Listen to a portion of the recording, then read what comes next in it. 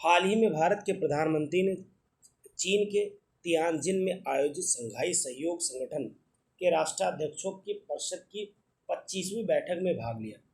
उसके कुछ परिणाम निकल के आए हैं, जिसका पहला है आतंकवाद का विरोध।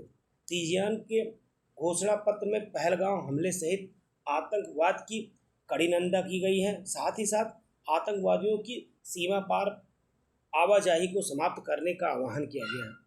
इस बात का भी विरोध किया गया है कि उग्रवादी समूह का उपयोग भाड़े के उद्देश्य के लिए किया जाता है।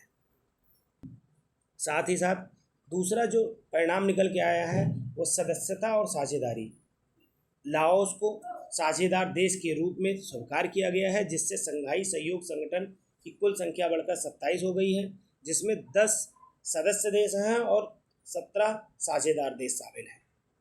जो तीसरा परिणाम निकला है वो है वैश्विक शासन।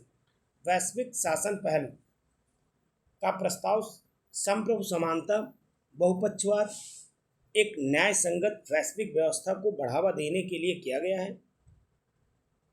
वैश्विक शासन पहल भारत के एक पृथ्वी, एक परिवार और एक भविष्य के दृष्टिकोण को दर्शाता है। इसके अतिरिक्त सदस्य देशों ने आर्थिक प्रतिबंधों सहित एक तरफा बलपूर्वक उपायों का विरोध किया, जो संयुक्त राष्ट्र और विश्व व्यापार संगठन के सिद्धांतों का उल्लंघन करता है।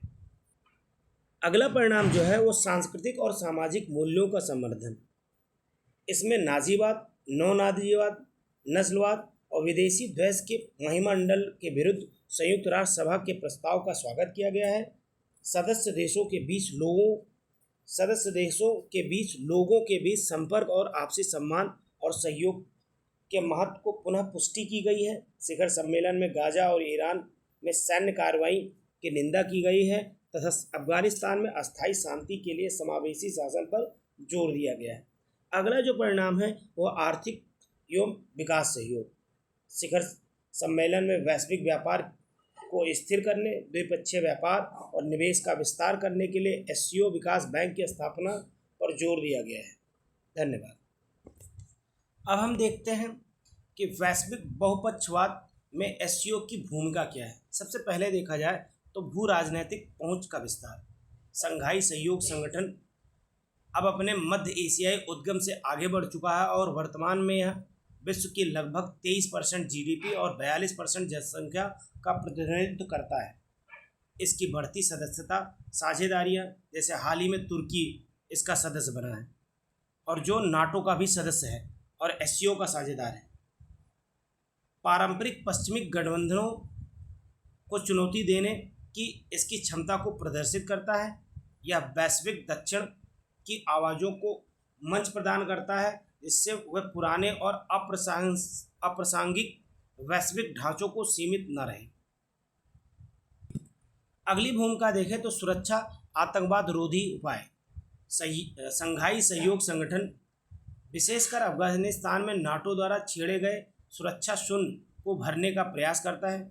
इसके लिए अफगानिस्तान संपर्क समूह जैसे व्यवस्थाएं बनाई गई हैं। ताशकंद स्थित एससीओ के क्षेत्रीय आतंकवाद रोधी संरचना आतंकवाद, अलगाववाद, उग्रवाद के खिलाफ सहयोग को मजबूत करती है। अगला जो पॉइंट है वो संपर्कता और आर्थिक एकीकरण। एससीओ मध्य एशिया में संपर्कता का उत्प्रेरक है।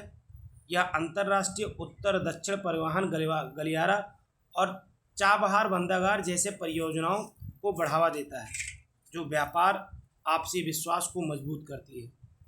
एससीओ बिजनेस काउंसिल और इंटरबैंक कस्टोडियम बहुपक्षीय आर्थिक परियोजनाओं को आगे बढ़ाता है। इसके साथ ही साथ सभ्यतागत और विकासात्मक सहयोग का मंच। एससीओ में भारत की पहल कदमियों जैसे स्टार्टअप्स, पारंपरिक चिकित्सा, बौद्ध धरोहर, डिजिटल समावेशन इसकी क्षमता को दर्शाती है। यह सरकारों से परे जाकर जनता से जनता के संबंधों को मजबूत करता है। एससीओ स्वयं को समावेशी विकास के मंच के रूप में स्थापित कर रहा है, जो वैश्विक दक्षिण की आकांक्षाओं से मेल खाता है।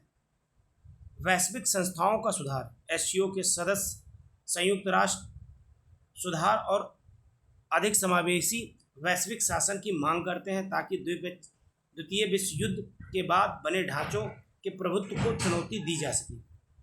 सार्वभौमिक समानता और बहुध्रुवीयता का समर्थन करके एससीओ एक अधिक लोकतांत्रिक और न्यायपूर्ण विश्व व्यवस्था को स्थापित करना चाहता है।